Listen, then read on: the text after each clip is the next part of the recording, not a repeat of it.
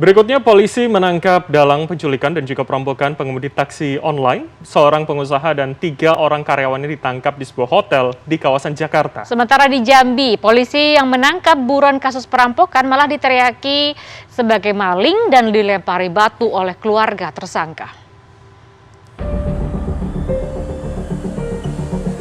Unit Jatan Ras Polrestabes Makassar, Sulawesi Selatan menangkap 4 orang yang diduga terlibat penculikan dan perampokan seorang pengemudi taksi online di Makassar. Seorang perempuan yang ditangkap polisi berprofesi sebagai pengusaha konveksi, sementara 3 orang lainnya adalah karyawan dari pengusaha tersebut. Mereka diringkus di sebuah hotel dan kawasan permukiman di Jakarta dan digelandang menuju Mapolrestabes Makassar pada Sabtu malam.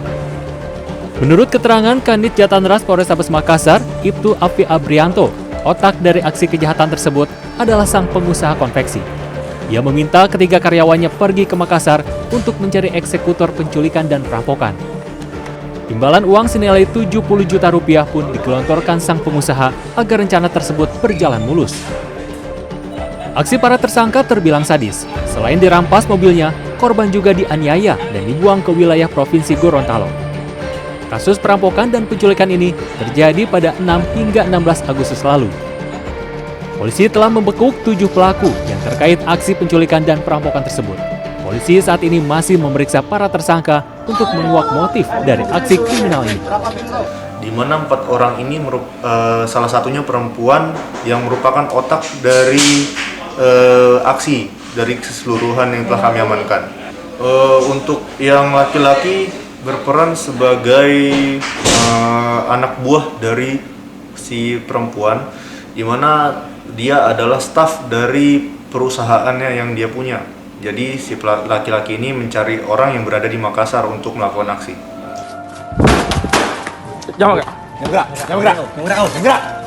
Di lokasi terpisah, AR, buron kasus perampokan, diringkus polisi di tempat persembunyiannya di Kabupaten Bungo, Jambi. Tersangka ditangkap di sebuah gedung sekolah dasar di Desa Lubuk Landai. Polisi menembak kaki AR karena berusaha menyerang polisi dengan senjata tajam saat hendak ditangkap. Dari lokasi penangkapan, polisi menemukan sebuah alat hisap sabu yang diduga baru saja digunakan tersangka. Saat hendak dibawa, keluarga tersangka yang tak terima meneriaki polisi sebagai maling. Mereka melempari polisi dengan batu. Akibatnya seorang polisi terluka dan sejumlah kaca mobil polisi pecah.